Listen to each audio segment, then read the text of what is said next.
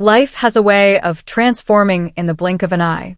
One moment, you're 32, blissfully married, and mapping out a future filled with shared dreams. The next, you're a widow, grappling with the grim task of choosing cremation options because your husband's body was too broken for an open casket funeral. That's the reality that shattered my world 6 months ago. My husband, James, was killed in a devastating car accident, leaving me submerged in a sea of grief, struggling to find solid ground in a life that no longer made sense. The initial weeks were a haze of funeral arrangements, endless condolence calls, and nights spent staring at the ceiling, unable to sleep. If it weren't for my parents stepping in to shoulder most of the funeral planning, I'm not sure I could have navigated those dark days. Karen, honey, we've taken care of everything with the funeral home, my mother had said, her voice softer and more tender than I'd ever heard it.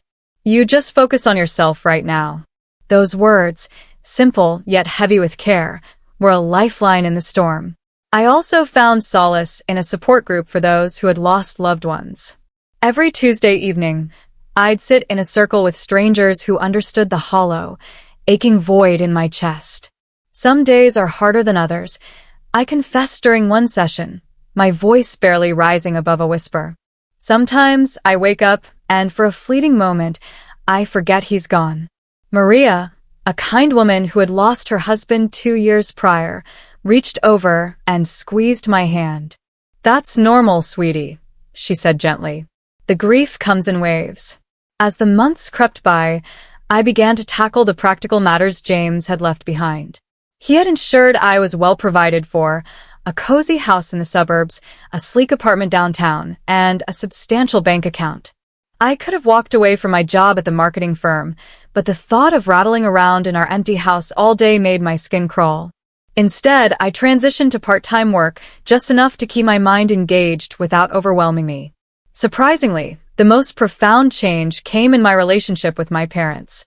Growing up, I had always felt like an afterthought compared to my younger sister, Sarah. They never missed her dance recitals or school plays, while my academic achievements barely earned a nod. But after James's death, something shifted. When they asked if I could help them financially with a monthly transfer of $1,500, I agreed without hesitation, grateful for their newfound presence in my life. Our weekly dinners at my parents' house became a comforting ritual. My mother would prepare her famous pot roast, its savory aroma filling the house, while my father poured glasses of rich red wine. We'd talk about everything and nothing, work, memories, the weather, and for the first time, I felt like I had their full attention. Karen, tell us more about that new project you're working on, my father would say, his eyes bright with genuine interest. The marketing campaign's going well, I'd reply, savoring these rare moments of connection. My boss thinks it might bring in several new clients. Those evenings felt like a balm to my wounded heart. But everything changed the night Sarah joined us for dinner. My younger sister, 7 months pregnant, swept into the room, her presence commanding attention as it always had. She'd been living in a rented apartment across town, and I hadn't seen her since James's funeral. Sarah, sweetie, sit here, my mother fussed, practically nudging me aside to make room for her favorite daughter. Do you need another pillow? Are your feet swollen? Just like that, I was invisible again, the familiar sting of being overlooked settling back into my chest like an unwelcome guest I thought I'd left behind. So, who's the father? I asked during dinner, trying to join the conversation. Have you told him about the baby? Sarah's face darkened, her fork pausing midair. That's my business, she snapped, pushing her peas around her plate. I don't need to share every detail of my personal life. My mother jumped to her defense immediately. Karen, don't pry. Your sister doesn't have to explain herself to anyone. I couldn't help but notice the stark contrast to the days when I was navigating fertility treatments. Back then, my parents had no qualms about demanding updates or offering unsolicited advice about my personal life. How are you planning to manage on your own? I pressed during another dinner, watching Sarah heap seconds onto her plate. Babies are expensive. She waved a hand dismissively, that familiar smirk playing on her lips. Don't worry about my baby. We won't need anything from anyone. I've got it all figured out. I should have paid closer attention to that cryptic smile, but I'd seen it too many times before. Sarah was always hatching get-rich-quick schemes that fizzled out. The organic smoothie business that lasted 2 weeks, the life coaching certification she never completed, the cryptocurrency investment that cost her 3 months' rent. "Trust me," she said, patting her belly with an air of confidence that should have set off alarm bells. "This time, everything is going to work out exactly as planned." My father beamed at her, as if she'd just announced a cure for cancer. That's my girl, always landing on her feet. I took another bite of pot roast, trying to swallow the bitter taste of being second best. Some things, it seemed, never changed. The call from Sarah came on a Tuesday morning. I was at my desk, sifting through marketing reports, when my phone lit up with her name. I nearly let it go to voicemail. Our conversations were typically brief and strained, but something urged me to answer. "Karen," she said, her voice dripping with the sugary sweetness she reserved for when she wanted something. "I'm having my baby shower next weekend at Mom and Dad's. I'd really love it if you could come." The invitation caught me off guard. The last real conversation we'd had was at James's funeral, and even then, she'd seemed distracted and uneasy. "Are you sure?" I asked, unable to mask my surprise. I could count on one hand the number of times Sarah had voluntarily included me in anything. "Of course," she laughed, the sound oddly forced. "You're my only sister. It wouldn't be right without you. Plus, I have something special planned." Something in her tone made my stomach clench, but I pushed the feeling aside. "I'll be there," I promised, already mentally compiling a list of possible gift ideas. Maybe this was her attempt to mend the rift between us. The following Saturday, I arrived at my parents' house carrying 2 carefully wrapped packages, a high-end baby monitor and a handmade blanket, soft and intricately patterned. Despite our differences, this was my future niece or nephew, and I wanted to show my support. The house looked like a pastel explosion had hit it. Pink and blue balloons bobbed everywhere, streamers draped from every surface, and a towering diaper cake stood as the centerpiece. Trust Sarah to turn her baby shower into a spectacle that rivaled a small wedding. Half the town seemed to be there, Aunt Margaret with her daughters, my mother's bridge club friends sprawled across the sofa, and Sarah's old college roommates clustered around the punch bowl, giggling over some shared memory. "Time for games," Sarah announced, wading through the crowd in a flowing maternity dress that likely cost more than my monthly rent. She was glowing, but there was something predatory in her smile that set me on edge. Her eyes kept finding mine across the room, holding my gaze a beat too long. We played all the traditional baby shower games, measuring Sarah's belly with string, guessing the baby's birth date, and that cringeworthy game with melted chocolate bars and diapers. I won the belly measuring contest, which seemed to irritate Sarah more than it should have. Throughout it all, she kept shooting me strange looks, as if she were waiting for something to happen. After the gifts were opened, Sarah cooing theatrically over each onesie and baby gadget, she reached my presence. She held up the blanket, running her fingers over its delicate pattern, then clinked her glass for attention. The room fell silent, and my heart began to race for reasons I couldn't pinpoint. The air felt suddenly thick, heavy with anticipation, as if something momentous was about to unfold. I took a deep breath, trying to steady myself as Sarah's voice cut through the festive chatter of the baby shower. "I want to thank everyone for coming today," she began, one hand resting gently on her swollen belly, her smile radiant, yet tinged with something unsettling. "But there's something else I need to share. I think it's time everyone knew who the father of my baby is." My heart began to pound, a frantic rhythm echoing in my chest. Sarah's eyes locked onto mine, and in that frozen moment, I knew with a sickening certainty before the words even left her lips. But knowing didn't soften the blow. "The father," she declared, her voice ringing out in the suddenly silent room, "is James Wilson, Karen's late husband." The world tilted sideways. Through the deafening roar in my ears, I heard gasps ripple through the guests. Aunt Margaret's hand flew to her mouth, her eyes wide with shock. Sarah's college friends huddled closer, their whispers sharp and frantic. But what struck me like a physical blow was the absence of surprise on my parents' faces. They had known all along, their expressions calm, almost resigned, as if this revelation was merely a formality. Before I could process the betrayal, Sarah pressed on, her voice dripping with smug satisfaction as she turned to face me directly. As James's baby is his only heir, I'm entitled to half of everything he left you, Karen, the house, the apartment, the money. My child deserves their father's inheritance. The room spun violently. I gripped the back of a chair to keep from collapsing, my knuckles whitening under the strain. My parents stepped forward, flanking Sarah like loyal bodyguards. Karen, my father said, his stern business voice cutting through the haze, you need to do the right thing here. Your nephew deserves his father's legacy. I found my voice, though it emerged as a hoarse rasp. You're lying. All of you are lying. James would never. But Sarah's smile turned cruel as she cut me off, pulling out her phone with a flourish. Oh no?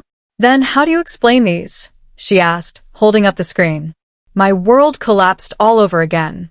There they were, James and Sarah, wrapped in each other's arms, kissing in what looked like a dimly lit hotel room. Another photo showed them holding hands in a restaurant I didn't recognize, their faces lit with intimate familiarity. He loved me, Sarah declared, her voice carrying across the stunned room. He was planning to leave you for me. We were going to tell everyone. But then, she choked, tears streaming down her face in a perfectly timed performance. Then the accident happened, and all our plans. Her voice trailed off, leaving the room in heavy silence. I couldn't breathe, couldn't think. My body moved on autopilot, grabbing my purse, pushing past the whispering guests, their pitying stares burning into my back. I stumbled out to my car, ignoring my mother's calls as I backed out of the driveway. The drive home was a blur, my mind looping those damning photos, trying to piece together the fragments of a life I thought I knew. The restaurant photos, those must have been taken during the business dinners James claimed to attend. The hotel room, likely during one of his frequent work trips. My phone buzzed relentlessly as I stepped into my house, Sarah's name flashing across the screen. Against my better judgment, I opened the messages. Dozens of screenshots flooded in, conversations between her and James. I don't love her anymore. I haven't for a long time, one read. We'll tell everyone after the divorce. You're the only one I want to be with. I can't wait to start our life together. Each message was a fresh knife in my heart, the timestamps stretching back months. My husband and my sister, plotting their future while I endured fertility treatments, blaming myself for our childless marriage. That night, I paced my house, touching James's belongings, his favorite coffee mug, his worn leather jacket, wondering if our entire life together had been a lie. The first call from my parents came at 7 a.m., sharp and insistent. I let it ring 4 times before answering. Karen, you need to be reasonable about this, my father began, skipping any pretense of warmth. The sooner you agree to split the inheritance, the easier this will be for everyone. The casual arrogance in his tone made my blood boil. Easier for whom? For Sarah? For you? I shot back. For all of us, my mother chimed in, her voice crackling through the speakerphone. You don't want this to get messy, dear. The word dear felt like a slap. When did you know about them? I asked, my voice barely above a whisper. A pause followed, heavy with unspoken truths. We've known for a while, my mother finally admitted. James confided in us about 6 months before the accident. The timeline hit me like a punch to the gut. 6 months. They'd known for 6 months, let me weep on their shoulders at his funeral, accepted my monthly financial support, all while knowing about James and Sarah's affair.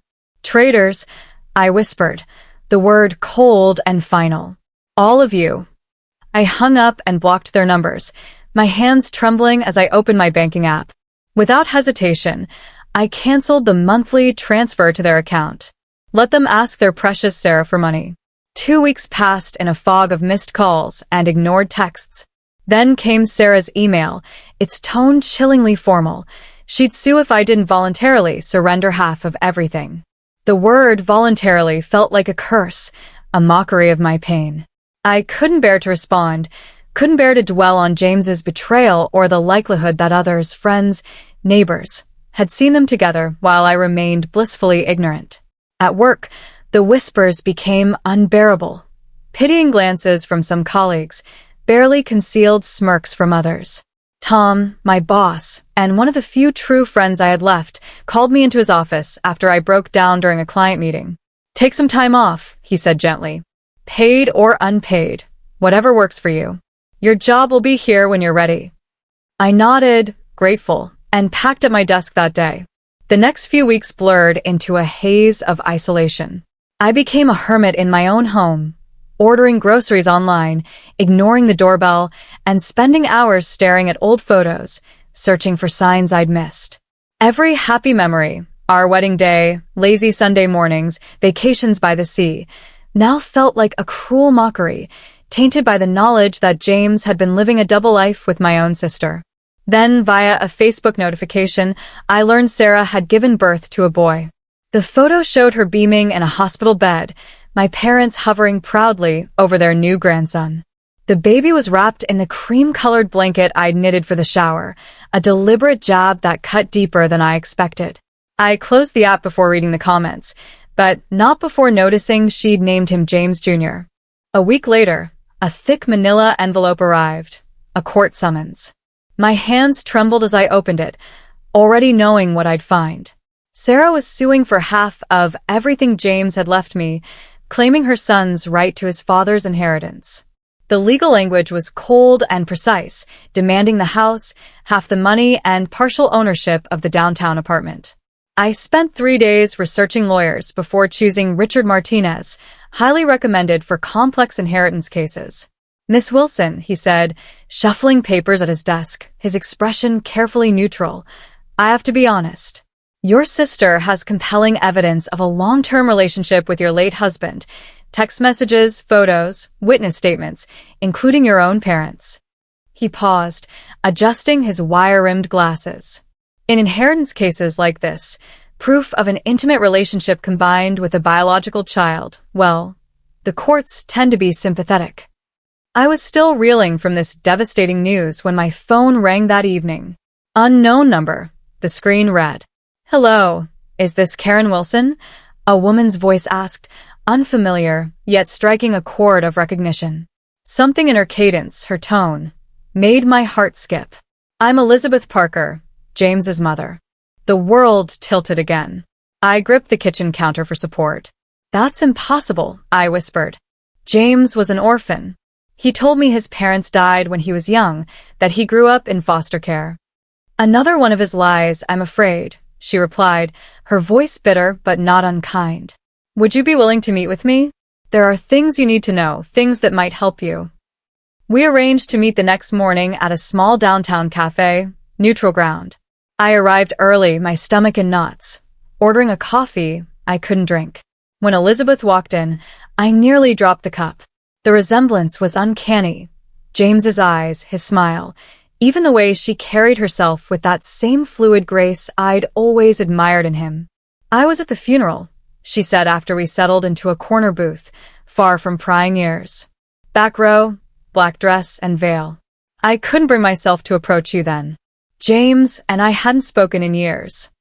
I remembered her suddenly, the solitary figure who slipped out before the service ended, her face hidden behind a dark veil. I'd been too lost in grief to wonder who she was, but now the memory crystallized with perfect clarity. "Why are you coming forward now?" I asked, suspicion creeping into my voice. After James's lies, I struggled to trust anyone connected to him. Elizabeth reached into her handbag and pulled out a worn manila envelope. "Because I've heard about what your sister's claiming, and because, despite everything, I can't let another woman suffer from my son's lies." Her fingers trembled as she slid the envelope across the table. With shaking hands, I opened it. Inside were medical records from Boston General Hospital, dated 10 years ago, about a year before James and I married. My eyes scanned the document, and I felt the blood drain from my face. Complete azoospermia. Permanently sterile. No possibility of natural conception. The clinical terms hit like hammer blows. James had these tests done when he was 25, Elizabeth explained softly. He was devastated by the results. It was one of the last things we discussed before our falling out. I couldn't speak. All those years of fertility treatments, the endless doctor visits, the hormone injections, the tears, the self-blame, it had all been a cruel charade. The courtroom was packed on the day of the hearing. Sarah sat in the front row, cradling James Jr., my parents flanking her protectively. She played the part of a grieving almost widow flawlessly, demure black dress, minimal makeup, a practiced look of sorrow. When she took the stand, she performed masterfully, tears glistening as she described her great love with James. "All I want is what's fair for my son," she declared, her voice breaking. "He deserves his father's legacy." My lawyer, Mr. Martinez, waited until her performance concluded before speaking. "Your Honor," he said calmly, "I'd like to submit evidence that proves Miss Thompson's entire claim is fraudulent." He approached the bench with the hospital records. The judge reviewed the documents, her expression unreadable. Sarah's lawyer leapt up, objecting about chain of custody and document authenticity. Sarah's composure cracked. "Those documents are fake," she shrieked, clutching the baby closer. "She forged them to steal my baby's inheritance." "Your Honor," Mr. Martinez continued, unfazed, "given these medical records show Mr. Wilson was sterile, we request a DNA test to establish paternity." Sarah's smile turned triumphant. "That's impossible. James was an orphan, and his body was cremated. There's no one to test against." "Actually," Mr. Martinez said, gesturing to the gallery, "I'd like to introduce Elizabeth Parker, James Wilson's biological mother." Elizabeth stood, and a murmur ran through the courtroom. Even from my seat, I could see Sarah's face turn ashen. "I'm willing to submit to a DNA test," Elizabeth announced clearly, "to determine if this child is my grandson." The judge nodded. "DNA testing is ordered. We'll reconvene when the results are available." Sarah swayed in her seat, all color drained from her face. My mother rushed to her side, shooting me a venomous look, but for the first time since this nightmare began, I felt a flicker of hope. The courtroom was silent weeks later as the judge opened the envelope containing the DNA test results. Sarah sat rigidly, James Jr. sleeping peacefully in her arms, oblivious to the drama unfolding. "The results conclusively show," the judge announced, her voice clear and firm, "that there is no genetic relationship between the minor child and Mrs. Elizabeth Parker. Therefore, it can be concluded that James Wilson was not the father of this child." A collective gasp filled the room. Sarah's face crumpled, mascara-streaked tears streaming down her cheeks. "Miss Thompson," the judge's voice turned stern, "would you care to explain why you perpetrated this fraud upon the court?" Sarah clutched the baby closer, her voice barely audible.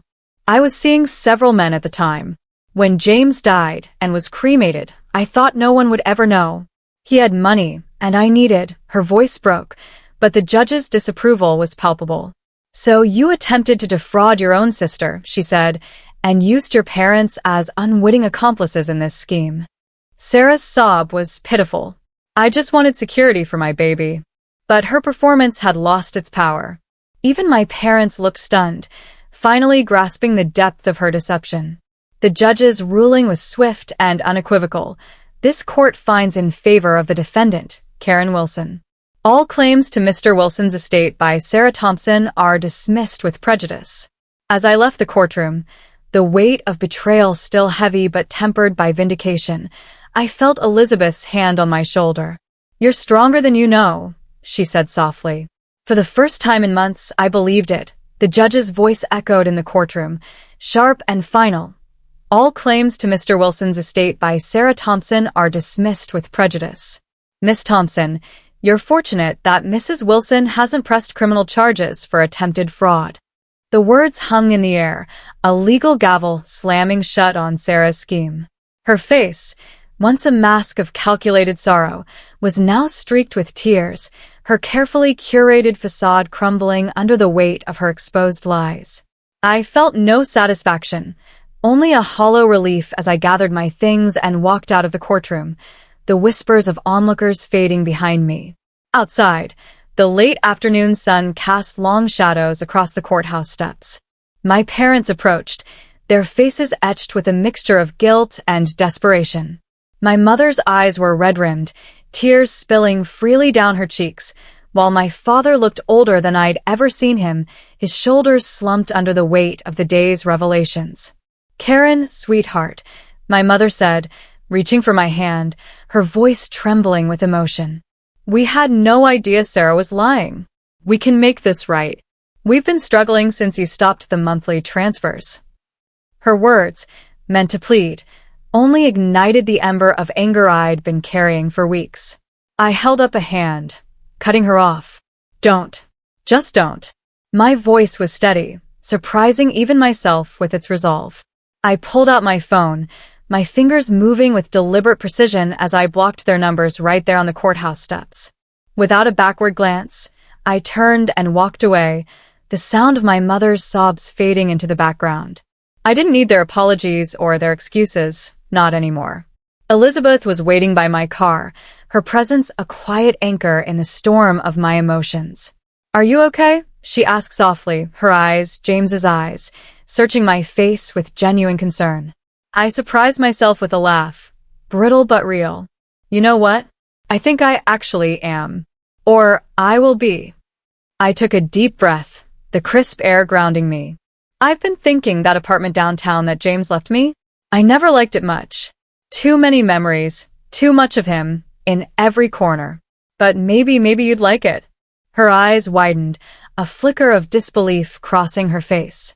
"Karen, no, I couldn't possibly," she began, shaking her head. "Please," I insisted, my voice firm but warm. "You gave me back my life with those medical records. Let me give you something in return." A week later, when I handed her the keys to the apartment, her hands trembled as she accepted them. Tears welled in her eyes, and she pulled me into a tight embrace. "I never thought I'd have a daughter," she whispered, her voice thick with emotion. In that moment, I felt a connection I hadn't known I needed, a bond forged not by blood, but by shared loss and mutual healing. That was 3 months ago. My family, my parents, Sarah, the relatives who once formed the fabric of my life, still try to reach me through mutual friends and distant cousins, their messages filtered through layers of obligation and regret. I've severed those ties, each cut a step toward reclaiming my own narrative. Sarah sent a letter, her handwriting neat and deliberate, claiming she's changed, that she's sorry, that she needs help with her son. I held it for a moment, the paper heavy with her empty promises, then tossed it into the trash unopened. Her words couldn't undo the betrayal, couldn't erase the pain she'd orchestrated. Instead, I've built a new routine, one that centers on healing and rediscovery. Every Sunday, I have dinner with Elizabeth at her new downtown apartment, the space now filled with her warmth, a collection of old books, a vase of fresh flowers, and the soft glow of candles she lights to make the place her own. We share stories about James, peeling back the layers of the man we both loved in different ways. She tells me about his childhood, his mischievous grin as he chased fireflies, his quiet moments sketching by the river, before the lies began to define him. Those stories, painful yet precious, help me see that while James wasn't the man I thought he was, the happy moments we shared weren't entirely false. They were real, even if they were fleeting. Yesterday, Elizabeth helped me pack away the last of James's belongings. We sorted through his clothes, his books, the small keepsakes that once held so much meaning. Some we donated to a local charity, others we stored in the attic, tucked away like the memories I'm learning to let go of. As we worked, she shared more stories, James as a boy, full of dreams and promise, before the world hardened him. It helped, somehow, to know that version of him existed, a piece of him untainted by deception. "You're rewriting your story," Elizabeth said as we sealed the final box, her hand resting gently on mine. "And it's going to be a beautiful one. I'm not ready to date yet, not ready to open my heart to that kind of vulnerability again. But I've started living, truly living, for the first time in months. I returned to work full-time, My desk no longer a reminder of breakdowns, but a space where I'm rebuilding my confidence. I joined a hiking club, finding solace in the rhythm of my steps on forest trails, the crisp air filling my lungs, and the camaraderie of strangers who don't know my past. I'm planning my first solo vacation, a trip to the coast, where I'll walk along the shore and let the waves wash away the last traces of grief. Sometimes, when I catch my reflection in the mirror, I barely recognize the woman staring back at me. Her eyes are clearer, her shoulders straighter, her smile tentative, but growing stronger. Life has a way of surprising you, I've learned. I lost the family I was born into, the one I thought would always be there, but I gained a new one I never expected. Elizabeth, with her quiet strength and shared scars, has become the mother I didn't know I needed. This isn't the life I planned, the one I envisioned at 32 with James by my side. But as I stand on the edge of this new chapter, I'm beginning to believe it's the life I was meant to have all along. Please feel free to comment below if you liked this. Remember to like and subscribers for more.